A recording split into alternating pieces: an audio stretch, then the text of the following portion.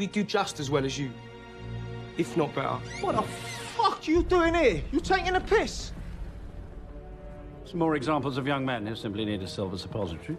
Nah, there are exceptions. Come on. Nonsense, we haven't finished our drinks. After you nicked his car, Dean says you're fair game. And you don't give a shit what your mum says. Listen, boys. I've had a rather emotional day, so whatever your beef with Eggsy is, and I'm sure it's well-founded, I'd appreciate it enormously if you could just leave us in peace until I finish this lovely pint of Guinness. You should get out of the way, Granddaddy. You'll get hurt and all. He ain't joking. You should go.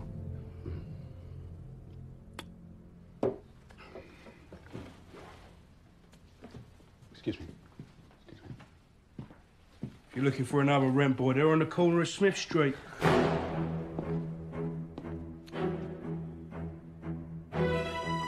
Manners maketh man.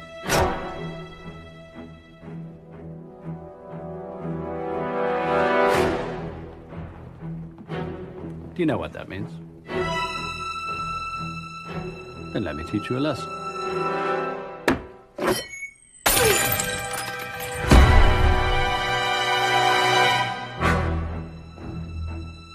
Are we going to stand around here all day? Or are we going to fight?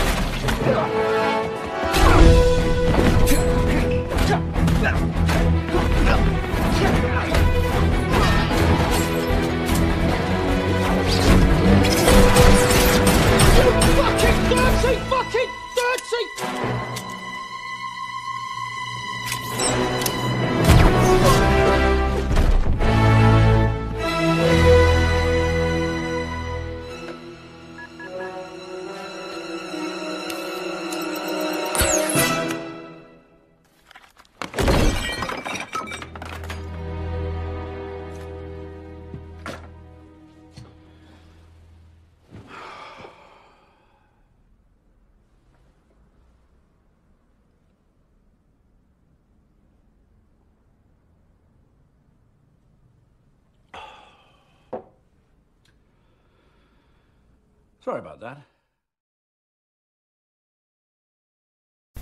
Assalamualaikum warahmatullahi wabarakatuh. Alhamdulillah. Salatu wassalamu ala rasulillah wa ala alihi wa sahbihi ajma'in, amma ba'du. Segala puji hanya milik Allah, Tuhan semesta alam. Pada kesempatan kali ini kita bisa belajar kembali, memenuhi kewajiban kita sebagai hamba Allah Subhanahu wa ta'ala, yaitu menuntut ilmu.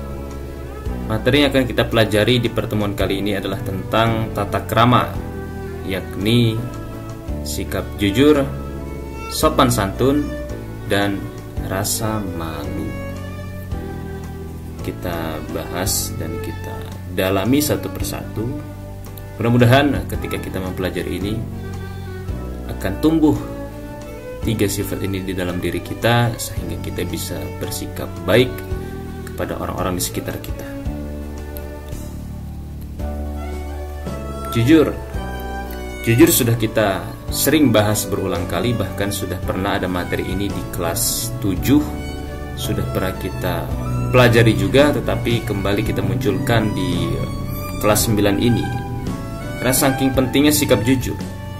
Karena lawan dari jujur yaitu bohong, itu merupakan pintu dari semua perbuatan buruk. Jujur, sebagaimana yang sudah kita pernah pelajari, bahwa jujur itu merupakan kesesuaian sama antara yang diucapkan dengan yang dilakukan. Kalau dia melakukan A, ya katakanlah A. Kalau dia melakukan B, ya katakanlah B. Jangan melakukan A tetapi yang dikatakan A. Lain di mulut, lain di hati, lain di perbuatan. Itu berarti tidak jujur. Kalau jujur semuanya sama, Yang diucapkan sama, yang dilakukan sesuai dengan apa yang diucapkan. Jujur dalam bahasa Arab disebut siddiq atau benar. Abu Bakar as-Siddiq. Kenapa Abu Bakar dijuluki Siddiq? Karena Abu Bakar selalu membenarkan setiap apa yang diucapkan oleh Nabi. Lawan dari jujur yaitu kidzib atau dusta, bohong. Dan bohong itu merupakan pintu dari segala bentuk perbuatan buruk. Apabila kita sudah membuka pintu bohong, kita memasuki pintu itu, maka akan sangat mudah bagi kita untuk memasuki pintu-pintu perbuatan buruk yang lain. Maka hati-hati, kalau sudah sekali berbohong, bisa keterusan. Karena bohong itu, dusta itu merupakan candu. Kalau sudah sekali kita melakukannya, maka kita akan kecanduan untuk mengulanginya kembali. Orang jujur punya ciri-ciri, maka perhatikan. Mudah-mudahan ciri-ciri ini ada di diri kita dan kita tergolong hamba-hamba Allah, manusia yang jujur, orang-orang jujur. Pertama, orang jujur kalau berkata apa adanya, tidak ditambah-tambahi, tidak dilebih-lebihkan atau dikurang-kurangi. Sesuai dengan apa yang ia lihat, sesuai dengan apa yang ia lakukan. Orang jujur selalu objektif dalam berkata. Kalau berjanji, ia pasti tepati. Tidak ada orang jujur yang tidak menepati janji. Tidak ada orang jujur yang tidak menepati apa yang ia ucapkan. Kalau ia sudah mengatakan melakukan, akan saya lakukan, akan saya kerjakan, pasti akan ia kerjakan. Itu orang jujur. Beda kalau orang bohong. Kalau orang yang gemar berbuat bohong, gemar berbohong, gemar berdusta, kalau ia berjanji, pasti ia khianati. Itu orang munafik ya. Dan ketika ia diberi tugas, ia pasti amanah. Pasti ia kerjakan tugas itu dengan maksimal. Pasti ia kerjakan tugas itu dengan baik. Dan pasti ia akan menghindari ketidaksesuaian dengan target yang diberikan. Maka 3 poin ini merupakan ciri-ciri orang jujur. Dan kebalikan dari poin-poin ini berarti ciri-ciri orang bohong atau ciri-ciri orang munafik. Kalau ia berkata ia tidak akan melakukannya atau ia lebih-lebihkan, kalau berjanji tidak ia tepati, kalau dia diberi amanah ia khianat, itu orang munafik semua. Tapi kalau orang jujur, pasti setidaknya ada salah satu yang terdapat dari diri kita di antara 3 poin ini. Mudah-mudahan hikmah bersikap jujur.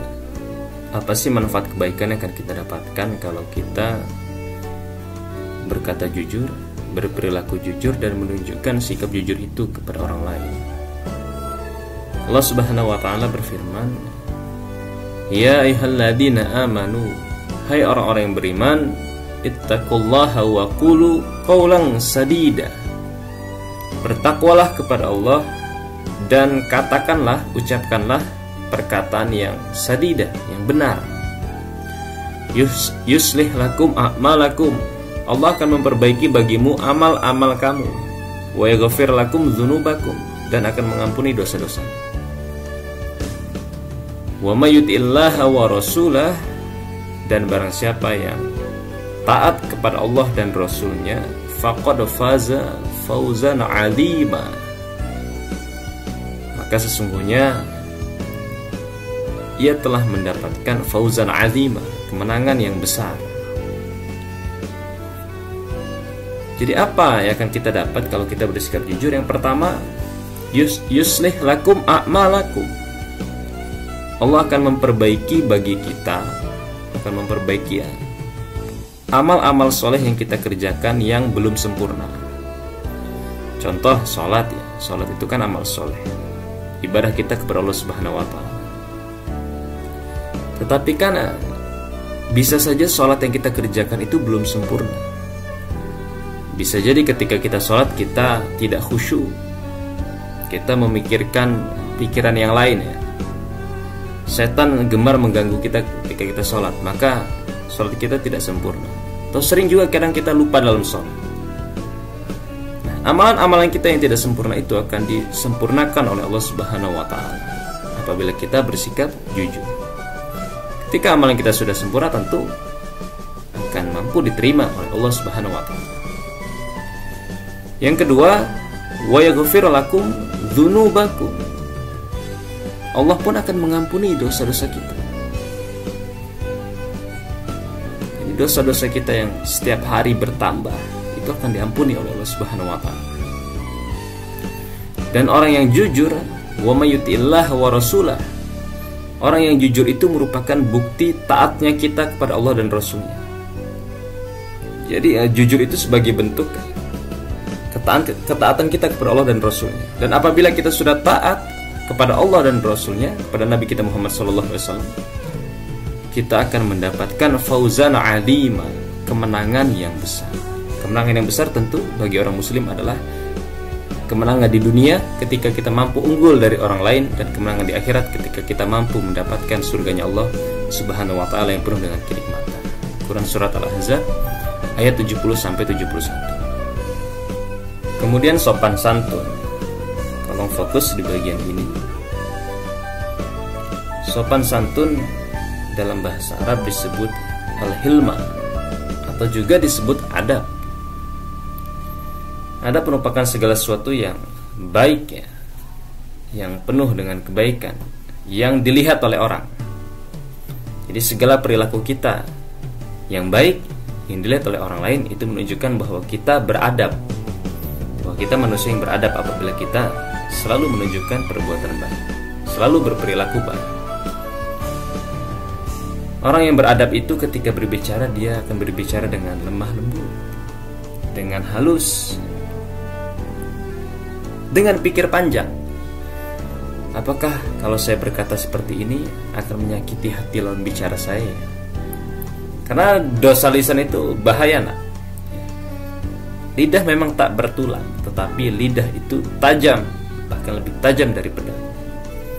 Kalau pisau, pedang itu hanya menggoreskan daging, hanya menggores di kulit, tetapi kalau lisan itu menggores di hati.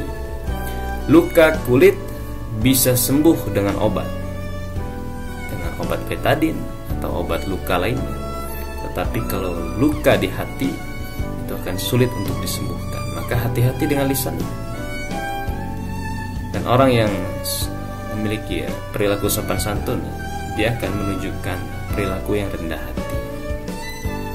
Artinya dia tidak akan menyombongkan diri di hadapan orang lain, meskipun dia memang punya kelebihan yang memang patut untuk dibanggakan. Tetapi orang yang penuh dengan kesantunan, dia akan tetap membumi. Bagaikan padi semakin menguning, semakin subur, ia justru semakin merunduk. Seperti itulah kira-kira orang yang berperilaku sopan santun. Nabi SAW mengatakan dalam hadisnya, ini hadis dari Abdullah bin Abbas radhiyallahu anhu, an Ibni Abbas, dari Abdullah bin Abbas, Ibnu Abbas, anna Nabi sallallahu alaihi wasallam qala li ashajil asri. Jadi Nabi menyampaikan atau mengatakan sesuatu kepada sahabat, yaitu Al-Ashaj Al-Asri, itu nama sahabatnya. Nabi mengatakan kepada Al-Ashaj, inna fika, sesungguhnya pada dirimu, khoslataini yuhibbuhumallah, ada dua hal yang dicintai oleh Allah Subhanahu wa taala. Jadi ini Nabi sedang memuji Al-Ashaj. Nabi mengatakan kepada Al-Ashaj, ada dua hal di dirimu yang dicintai oleh Allah Subhanahu wa taala. Apa itu? Al-hilma wal haya. Santun, al-hilma wal haya, dan rasa malu. Jadi ternyata sopan santun dan rasa malu itu merupakan dua hal yang dicintai oleh Allah Subhanahu wa taala. Hadis riwayat Ibnu Majah. Ada banyak sekali contoh sopan santun di dalam Al-Qur'an, terutama kepada kedua orang tua, mari kita lihat satu persatu. Orang yang sopan santun itu ketika berbicara, ia akan berbicara dengan suara yang rendah. Contoh yang pertama ya, tidak berbicara dengan suara yang tinggi, tidak nyolot, tidak berbicara dengan nada yang teriak. Artinya ya ketika berbicara dengan halus ya, dan sopan. Kemudian orang yang sopan santun, contoh perilaku sopan santun itu tidak membantah apa yang diminta orang tua selama yang diminta itu adalah kebaikan ya. Jadi yang masih suka menolak ketika orang tua menyuruh kita, ya selagi yang disuruh itu adalah hal baik, tolong jangan ditolak ya. Kalaupun memang kalian tidak bisa mengerjakan, dijelaskan dengan cara yang baik. Kemudian contoh sopan santun berikutnya adalah bersikap rendah hati, menyayangi dan mendoakan kedua orang tua. Sesukses apapun seorang anak, sehebat apapun kalian nanti, kalian tidak boleh bersikap angkuh di hadapan orang tua kalian. Bahkan kalian harus merendahkan diri kalian di hadapan orang tua. Kalian harus selalu menyayangi mereka, dan kalian pun harus selalu senantiasa mendoakan kebaikan untuk mereka. Contoh rendah hati yang berikutnya, tidak hanya rendah hati terhadap orang tua, tetapi kita pun harus rendah hati di hadapan guru-guru kita. Tidak boleh kita merasa congkak, merasa sombong. Saya sudah sukses ketika kembali ke sekolah ya, misalnya sudah menggapai kesuksesan, kemudian kembali ke sekolah angkuh, itu tidak boleh ya. Setinggi apapun jabatanmu nanti ya, tetap gurumu ya gurumu. Tidak ada mantan guru, tidak ada mantan murid. Guru dan murid itu hubungannya akan selalu kekal sampai ajal menjemput nanti. Tidak ada istilah mantan, bekas, ex dalam hubungan guru dan murid. Dan ketika berjalan, ia tidak berjalan dengan congkak. Itu orang yang rendah hati ya. Di surat Al-Furqan ayat 63 sudah pernah kita bahas bahwa ketika ia berjalan dengan rendah hati, dan ketika ia diledek, dihina, dia akan membalas dengan sama. Masih banyak lagi. Tidak harus terpaku pada contoh ini. Silakan anak-anakku cari contoh lain, dan yang lebih penting adalah dipraktikkan, diterapkan, diaplikasikan dalam kehidupan sehari-hari. Nah, yang terakhir adalah malu. Malu berbeda dengan memalukan ya. Sangat berbeda. Atau malu-maluin, sangat berbeda. Kita perdalam. Malu itu bagian dari iman ya. Al-haya'u minal iman. Malu itu sebagian dari iman. Malu yang dalam bahasa Arab disebut sebagai al-haya itu punya kaitan yang sangat erat dengan sikap muru'ah. Mungkin anak-anakku semua baru dengar, apa sih muru'ah itu? Muru'ah itu adalah kehormatan atau harga diri. Dan malu itulah yang menjaga kehormatan dan harga diri kita sebagai manusia. Orang yang beriman wajib hukumnya menjaga muru'ahnya. Ketika hari ini kita dihebohkan dengan fenomena kebebasan berpakaian, kebebasan berekspresi, di mana ketika segerombolan anak-anak muda berkumpul di satu tempat, mereka mengekspresikan diri mereka dengan pakaian mereka, tetapi sesungguhnya pakaian itu tidak menunjukkan sikap malu bagi diri mereka. Maka tidak ada kehormatan, tidak ada harga diri bagi mereka sesungguhnya. Tidak ada muru'ahnya yang sikap seperti itu. Muru'ah itu merupakan ketika engkau menjaga dirimu dengan akhlak mulia. Itu muru'ah. Dan sebisa mungkin kamu membuat dirimu jauh dari hal yang berpotensi menjelekkan dirimu. Ketika kita tidak bisa menjaga diri kita sendiri, maka sama saja kita tidak bisa menjaga kehormatan kita sebagai manusia, sebagai seseorang. Maka bagaimana mungkin orang bisa menghormati kita, wong diri kita sendiri tidak menjaga diri kita dari perbuatan-perbuatan buruk. Maka cara menjaga diri itu, cara menunjukkan sikap muru'ah adalah dengan menunjukkan perilaku yang terpuji dan hindari hal-hal yang membuat diri kita malu. Nabi Muhammad SAW mengatakan dalam hadisnya, an Abi Hurairah radhiyallahu anhu, dari Abu Hurairah radhiyallahu anhu, anna Nabi SAW qala, Nabi mengatakan, al-imanu bid'un wa sab'una syu'bah. Iman itu adalah pokok, ya. Al-imanu bid'un, iman itu adalah pokoknya, batangnya itu, akarnya itu iman. Wa sab'una syu'bah, cabang dari iman itu ada 70. Wal haya syu'batum minal iman, dan malu termasuk cabangnya iman. Maka barang siapa yang menjaga dirinya, barang siapa yang menjaga kehormatannya dari hal-hal buruk, maka orang tersebut termasuk orang yang beriman kepada Allah Subhanahu wa ta'ala. Hikmah bersikap malu dan muru'ah. Apa pentingnya kita bersikap malu dan menjaga kehormatan diri kita? Yang pertama, kita akan terjaga dari penyesalan di kemudian hari. Misalkan kalian tampil di TikTok, ya, membuat konten-konten yang sebetulnya itu tidak menjaga muru'ah. Konten-konten yang kalian buat di TikTok itu sama sekali tidak menjaga muru'ah, tidak menjaga kehormatan diri kalian. Kalau memang kalian merasa konten TikTok itu bagus, kenapa harus malu dilihat oleh gurunya? Kenapa harus disembunyikan dari orang tuanya? Itu tanda bahwa apa yang kalian buat itu tidak baik, tidak bagus, dan tidak layak untuk disaksikan. Dan yakinlah ketika kalian gemar bermain di aplikasi itu, maka nanti di kemudian hari kalian pasti akan malu melihat diri kalian di masa lalu. Kemudian hikmahnya adalah mampu menjaga nama baik diri dan keluarga. Kalau kita tidak bisa menjaga nama baik kita, orang-orang di sekitar kita pun akan terkena efeknya. Itu secara tidak langsung, otomatis itu.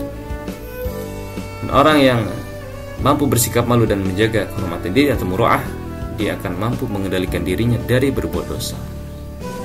Saya malu terhadap Allah Subhanahu wa ta'ala. Saya malu sama Allah kalau saya berbuat dosa. Ya, Allah selalu melihat saya.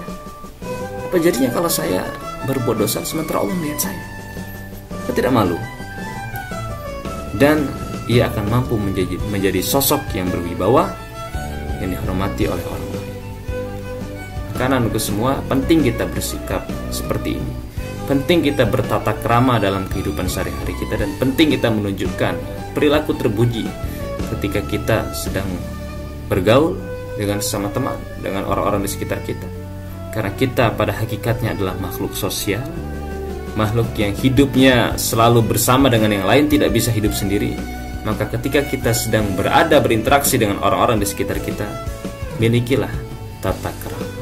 Mudah-mudahan ada manfaatnya, dan mudah-mudahan bisa membuat diri kita menjadi lebih baik lagi.